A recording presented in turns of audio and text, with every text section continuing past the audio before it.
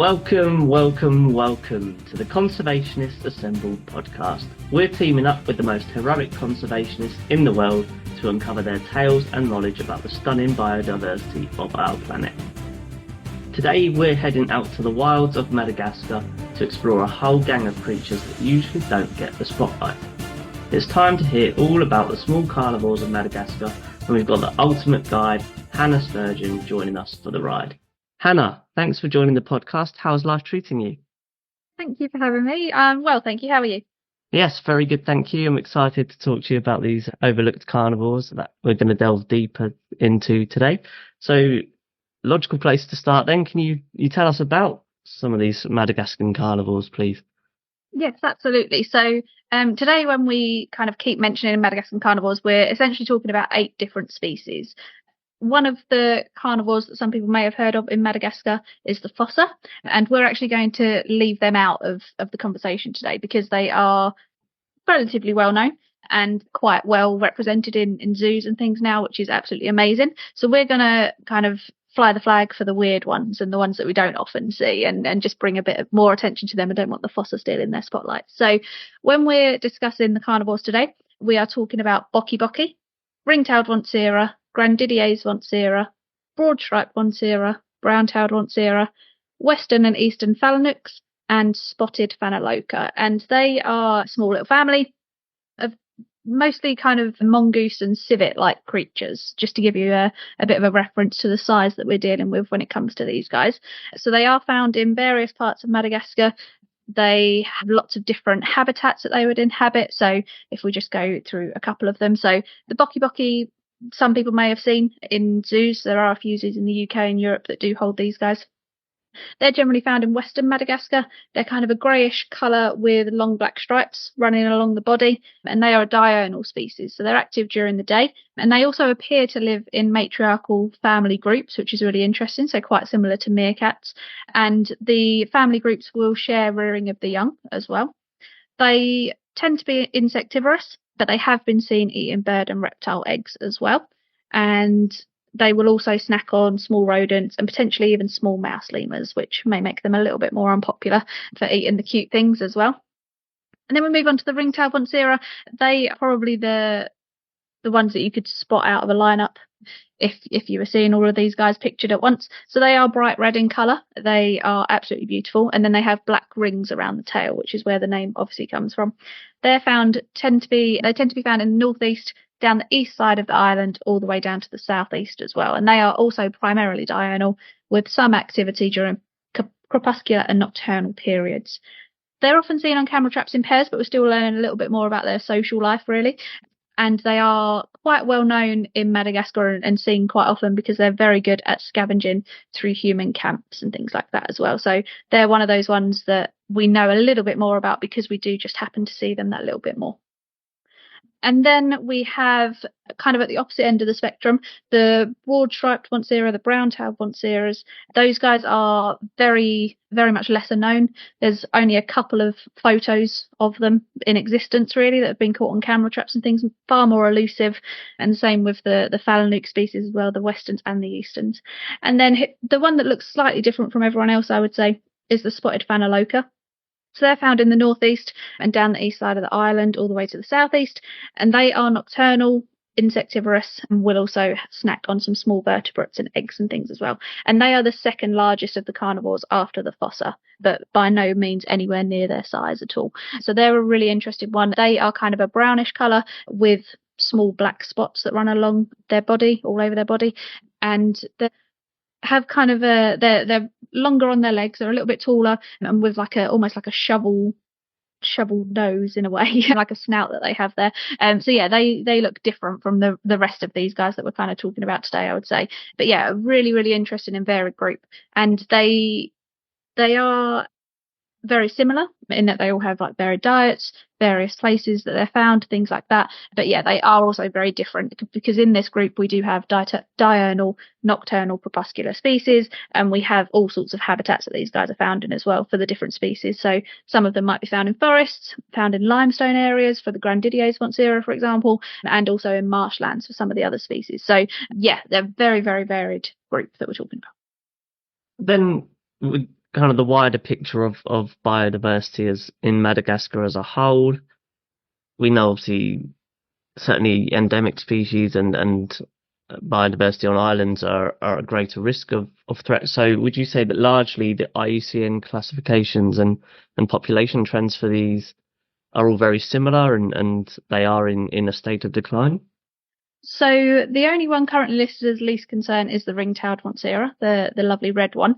Everyone else, we have 3 endangered species and 4 vulnerable species. But even with the least concern species, all 8 species are suspected to be declining, unfortunately. So this has been kind of through studies over the years. Like I say, some of these species are really only seen on camera traps, but just by seeing how often they pop up on camera traps, there does still seem to be a decline in those species as well. So yeah, definitely not a very positive picture for them in the wild at the moment. And circling back to a bit in your first description of these species and more specifically with regards to the variation in their diets and how widespread they are throughout Madagascar in their different environments, what role do these small carnivores play within the larger ecosystem? So we're still learning a lot about them, but I would say largely their main role would be population control of rodents, especially, and things like that, and invertebrates, absolutely, because they do have quite an insect-rich diet in the wild, which is fairly seasonal as well. But yeah, population control of the kind of smaller Madagascan critters is definitely part of it. And without them, obviously, like you say, Madagascar is very unique in its species in lots of ways, sorry. But they still need their populations controlled when it comes to the small mammals and things like that as well. So yeah, so they still have an important job.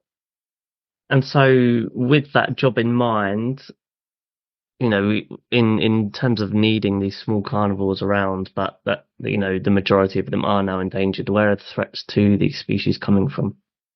So there are a number of threats for these guys. So a huge one is habitat destruction, and that can be for a number of reasons. So largely for mining is a huge problem in Madagascar.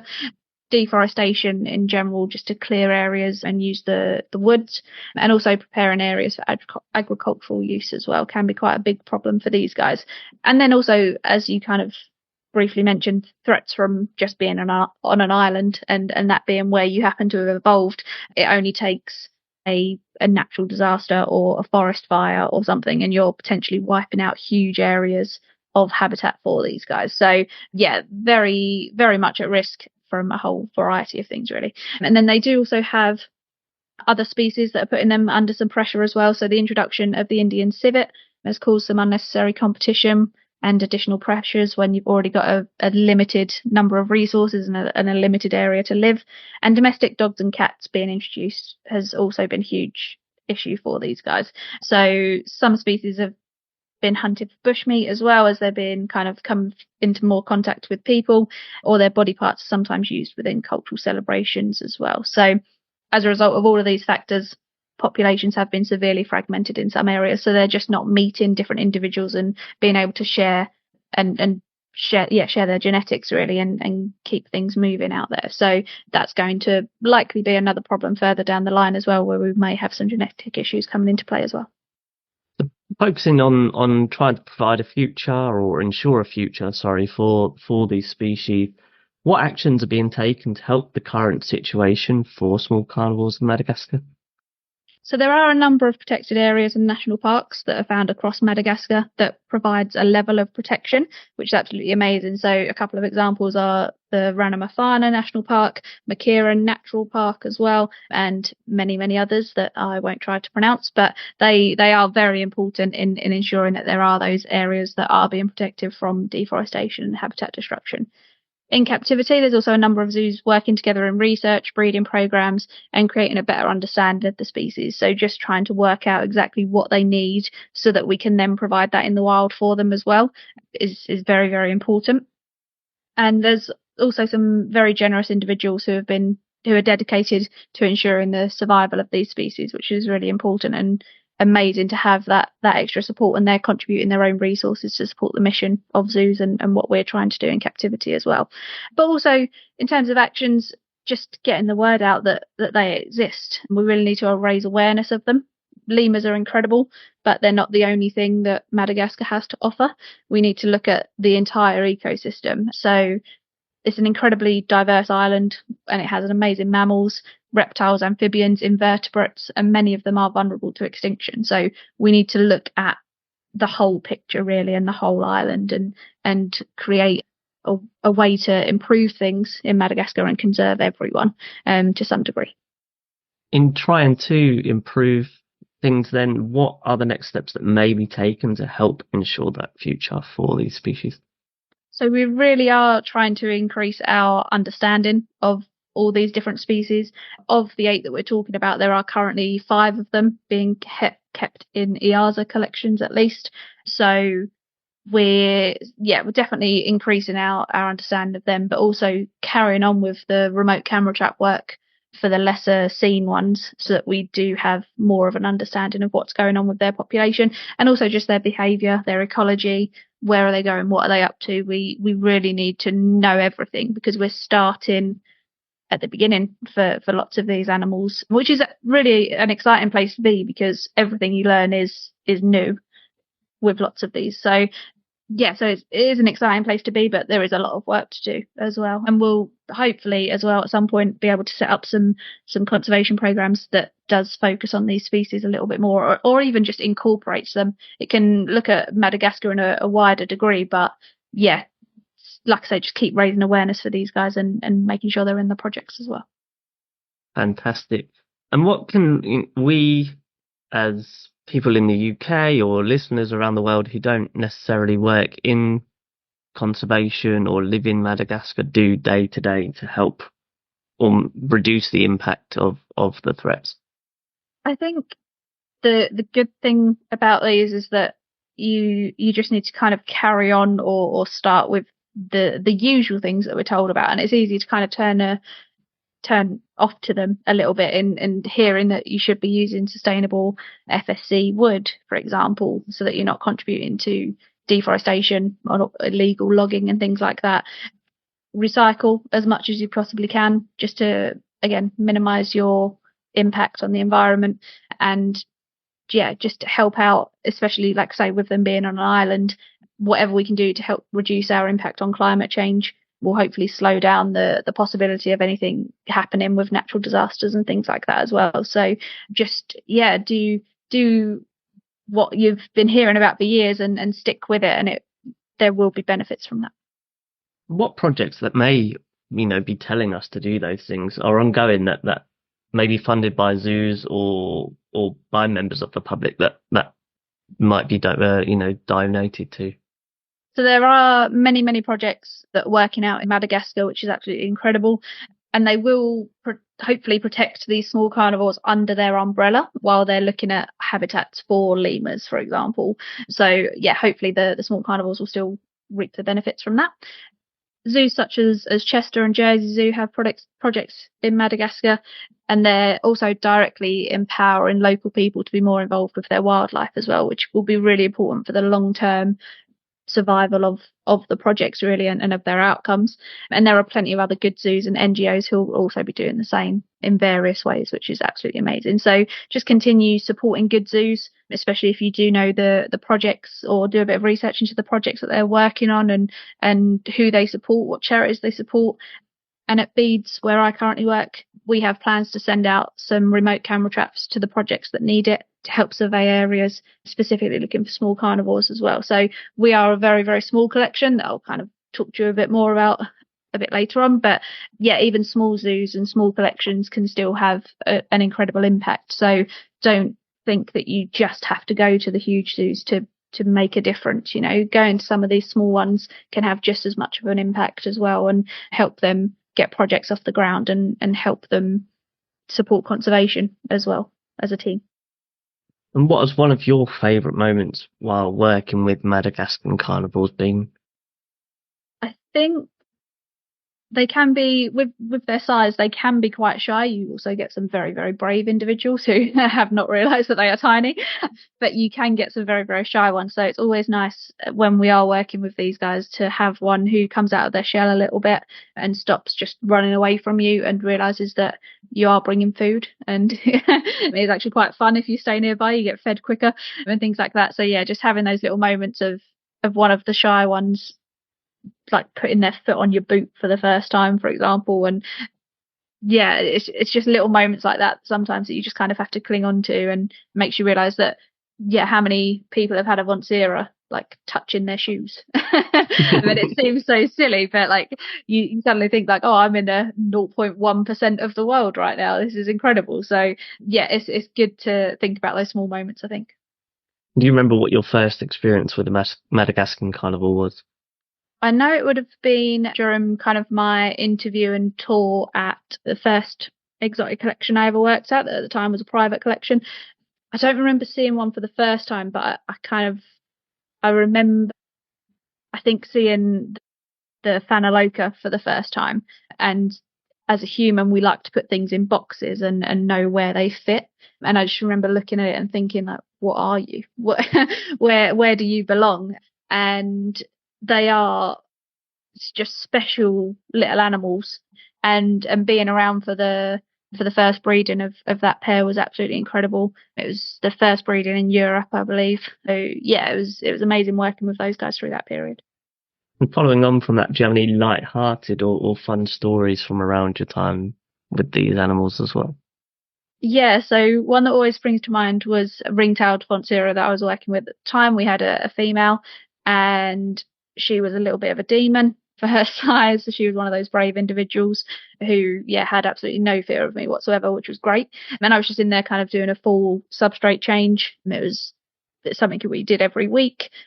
And while I was kind of crouched down just on the floor, on my knees with a dustpan and brush, she decided that today of all day she needed to jump on my head and like dig her claws into my scalp and just scream.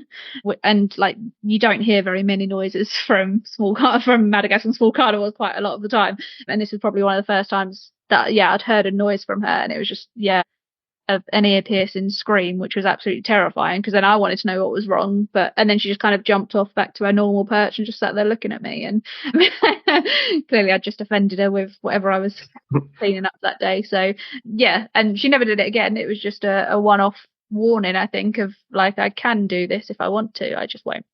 Acted like nothing happened afterwards, and you imagined it. Yeah, like I was insane.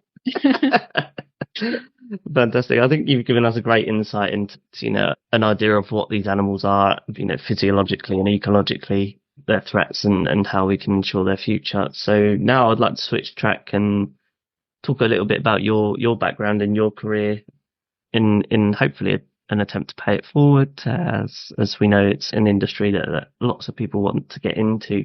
So what was your first experience with zoos, and when did you know you were going to become a zookeeper? So I was very lucky as a child. My family were happy taking me to zoos and letting me drag them around and stare at animals for a few hours at the weekend and things like that in school holidays. And I'd say that I first knew that I was going to become a zookeeper when I was 9 years old during one of those visits. So we were actually at Paradise Wildlife Park in Hertfordshire, and there was a stall there at the time for 21st Century Tiger, which recently rebranded to the Wildcats Conservation Alliance. And I remember there was just like a little marquee, and we was looking at the stalls and things, and I took a little leaflet away with me and was reading that on the drive back home and stuff, and it spoke about the population numbers for all the tiger subspecies at the time. And I was kind of as outraged as a 9-year-old could be at the time. And it was a very pivotal moment in thinking, I'm going to do something about this. I need to help. I love tigers. What am I going to do? And at the time, I wrote a letter to Tony Blair, and also wrote letters because, what would he do about tigers? Also wrote letters to London Zoo and Paradise and things like that, saying like, I'm 9. I'll be applying for a job in a few years. Look out for me. Like, what can I do to help, basically? And that was really how it all started for me. So you can tell our listeners about yourself and an insight into your background and your journey to where you are currently. Yeah, sure. So I've worked in a number of animal care settings kind of as I was growing up. So I've worked in kennels and cattery. That was kind of like my first work experience when I was sort of 15, 16, because I couldn't get into any zoos at the time. So that was where I started off and absolutely loved it. Had a great time. And then through education, kind of carried on with with work experience and volunteering. So, and that was in places like wildlife hospitals, which was amazing, seeing the array of British wildlife that we have, and having that close contact and a better understanding of what's going on was amazing. I've worked at a goat sanctuary with over 150 goats, which kept us very busy. Again, great great opportunity to work with any species in that number, I think, is amazing, because you see everything. You see every good part, you see every problem, and you learn everything there is to know in a way, like you see it all. And then I've also worked in a couple of private collections and zoos of various sizes as well. And during my sort of 10, 11 years working full time, at least with animals and things, I've worked as a volunteer and intern keeper at various levels, and with a range of species on different sections and things as well. And then I've moved into my current position of zoo manager just over a year ago. So I'm at a small collection called Bead Zoo down near Eastbourne, where I currently work with 3 of the 11 Grandidiers Montsera that are currently kept in captivity in the Yaza zoos as well. So yes, an incredible, like I say, small place, but we are trying to have that big impact in what we do, and working with the students that we have, and just encouraging that love of the natural world, really. And has there been one individual animal and or species in your career so far that you've gained a particular attachment to? Very difficult to say. I've been lucky to have worked with so many incredible species and so many amazing individuals in those species as well. So all the small cats that I've worked with, very high on the list. I worked with an amazing ocelot called Billy, who was an absolute dream to work with. Clouded leopards will always be a very firm favourite of mine as well. Binturong are one of those species that I kind of never really imagined playing such a big role in my life, but yeah, I love them. I think they're incredible, and I love seeing people's reaction to them as well, because again, they have that same reaction as me seeing a Phaneroca of going, well, where does it go? What box do I put a Binturong in? Is it a bear? Is it a cat? So yeah, I love kind of introducing people to Binturong, and I've also worked with some amazing snow leopards, tigers, all sorts. And a lot of those I kind of expected, I suppose, especially on the cat side of things, because that was always where I was heading towards. But then kind of in my wider career, I've worked with some amazing birds, parrots and birds of prey, who are incredible and have had such great personalities and brilliant bonds with them as well. So yeah, I've been incredibly lucky to have so many, but I couldn't possibly pick one. I didn't mean to pigeonhole you, but yeah, I completely appreciate that. What does a typical day look like for you? It's very varied. There's been a small collection. We are involved in everything. So yeah, we're a small team. So depending on the day, it'll be liaising with vets, for example, if there's something going on, health checking animals, cleaning, feeding, giving tours to our students and things like that, and working with them, down to all the paperwork and research and all that kind of stuff as well. So it can be very, very varied. I do like to try and fit in and get out of the office and away from the computer as much as possible, and fit in time with the team, and yeah, make sure I kind of still see some animals in my day, because otherwise it would be quite easy to just be kind of sitting there writing emails about them and not actually see them very much. And what is the favourite part of your role? My favourite part of kind of any role has always been animal training, I would say. So I do like to try and fit that in when I can as well. I think it's incredible that we can give animals that much freedom and choice to take part in their own healthcare, or get in the carry crate themselves before we take them to the vets, or want to weigh them, or whatever it may be. I think it's incredibly important to give animals that freedom and listen to them as well in terms of what they're trying to tell you, if they're happy, comfortable, or whatever it may be. So yeah, I love to fit in a bit of animal training and see where we can what we can get animals to do and how far we can take it. Maybe specifically in training setting then, but maybe also even in more widespread, is there one lesson that you say animals have taught you?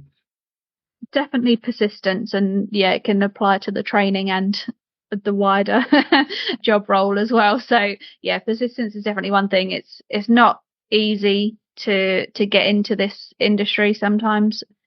there will be knockbacks and disappointments and things like that. So yeah, you need to stick with it and just keep going. And even once you are in, you have bad days, you have good days, and whatever's going on in the zoo. And if your animals are poorly or anything like that, you just pick yourself up and you carry on because they need you. So yeah, the persistence is very important.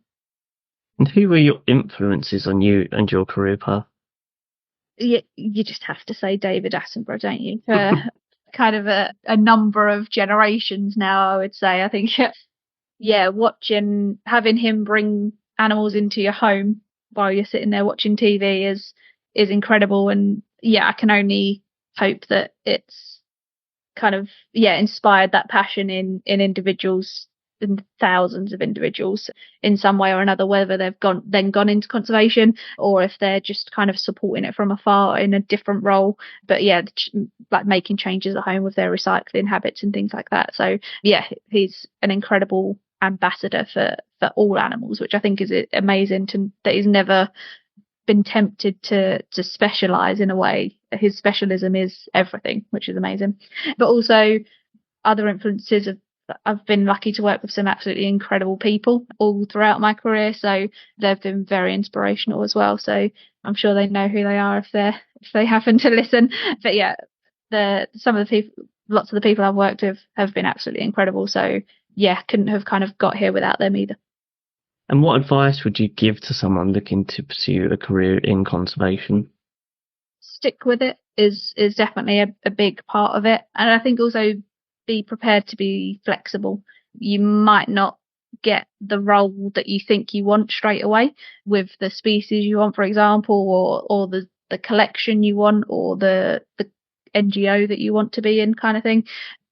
But yeah, you can move around, and you just need to, maybe you need to build up your experience somewhere else and then move on, or maybe you'll end up with mammals when you thought you were going to be working with birds, for example, and realize you love mammals, or vice versa. Or yeah, just be flexible and take the opportunities, but not only take them for your benefit or like with the view to move on, but take them and absorb everything you possibly can, because it may not feel like it, but it will still be relevant to your role one day, wherever you end up and wherever you want to be. So yeah, you just take in absolutely everything you can and make the most of it, because one day, 20, 30 years down the line, your role will have changed by then. Maybe you're in an office doing curating or working on records, or more sciencey based, and you're not in the field as much, for example, more lab based, and you'll be thinking, oh, remember that time when I was in the rainforest, like looking for invertebrates and, and things like that. So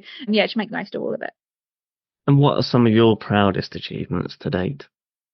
I would definitely say a few years ago, like working with a lovely pair of snow leopards and having a chance to be their animal trainer for various kind of veterinary behaviours, and getting them both to a point of taking injections by hand rather than using a big scary dart gun or a blowpipe is a huge achievement. But also managing to train them both for ultrasound behaviours as well. So even though one was a male, ultrasounds aren't just used for pregnancies and things. So yeah, make sure that we could build that behaviour for our male and our female to like I say, take part in their healthcare and just have it as a backup plan, I suppose, if there was ever a need. And also then building that onto a blood sample behaviour as well. And although we never had to give them a blood sample, they were fully prepared to have that with if need be, kind of thing. So never actually took the sample, but they'd had all of the stages up to that point. So hopefully they would have been absolutely fine. Excellent. I think that's, a great insight into your background and some very wise words, and hopefully any of our listeners who are hoping to pursue a career in conservation will find some comfort in what you said. And so we're going to finish up today with just some quick fire questions, just to finish on a light note, because it can sometimes be very heavy. So are there any dream species that you'd love to work with or see in the wild? So Indri, a big one, which are an incredible lemur species, and yeah, they'd be amazing to see in the wild. I think that'd be brilliant. Orca, absolutely love orca, so it'd be amazing to see those. yeah, it's quite high on the list of wildlife spotting for me at some point. And then just generally, just all the small cats, just give me them all in the wild, working with them in captivity. Absolutely anything would be amazing. And again, they're another kind of group, very much like the Madagascan small carnivores, that I think need more representation and more people to shout about them. So yeah, I love a small cat. I think they're just the most incredible family of animals with, again, so much diversity. Would there be one country or continent that you'd either love to call home or at least spend an extended amount of time in? From a zookeeper side of me, I would say North America for some of the zoos out there. Got some incredible collections and incredible setups and habitats for the animals and things, so that would be amazing, and some great wildlife as well. But then more so from the wildlifey side, I would say Southeast Asia for their wildlife. Got an incredible range of animals out there that I'd absolutely love to see.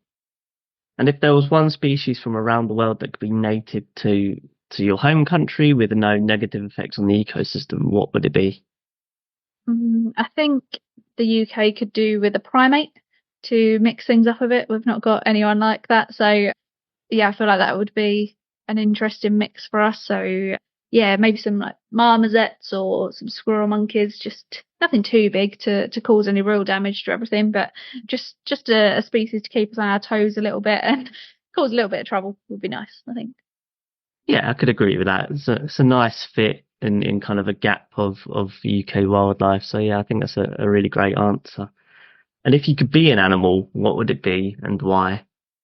I think it would have to be a palace cat, just to be able to look that miserable all the time and still be that cute.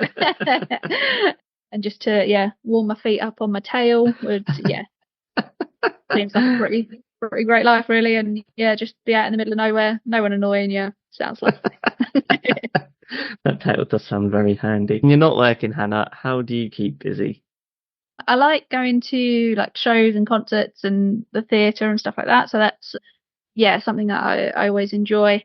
And also I'm quite a bit of a foodie, so I like trying new food, new restaurants and things like that. Yeah, just trying some not too weird stuff, but trying some unusual dishes or unusual recipes and things like that. Always it's a good way to keep me happy. Just give me some food. Last question then. What is one thing you think that our listeners should take away from today's episode? I think I'd love for people to just be a bit more aware of some of the weird species that are all over the world. It'd be great if you focus on Madagascan small carnivores and have a huge interest in them. But I think, just remember that the species you see on TV or in zoos, they're not all that there is. Like look into some of the weird things and the small mammals and the birds and invertebrates that they have, because some of the stories and some of the behaviours of those animals are just incredible. So I just kind of want to wave a flag for the small weird animals and when you do go to zoos, are lucky enough to have them, spend that extra bit of time to look around for them and try and spot them if they're a bit more elusive or read the signs and things like that. So your iconic animals are amazing, but don't forget about the little guys. And that's a wrap on our final question. Thank you, Hannah, for joining me on the podcast and representing the amazing animals that call Madagascar home. I had a blast chatting with you and I can't wait to see what you do next. If you loved this episode as much as I did, be sure to follow Hannah's work, the work of Feed Zoo on Facebook and the podcast's adventures on Instagram. And don't forget to spread the word by liking and sharing and rating the show. Most importantly, thank you for tuning in, friends. Stay wild and I'll catch you next time.